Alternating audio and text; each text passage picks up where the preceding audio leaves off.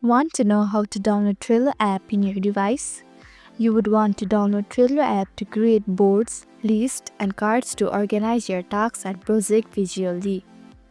Hello everyone, I'm Jasmine from Online Help Guide, and today I'm going to walk you through the process of how to download Trello app on your device. It's pretty simple and quick, so let's get started with the video.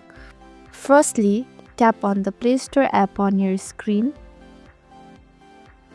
Now tap on the search icon at the bottom right corner of your screen.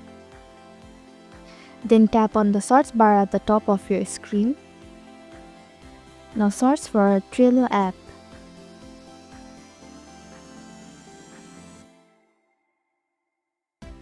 Usually you can find Trello app at the top of your search result. Now tap on the Trello app.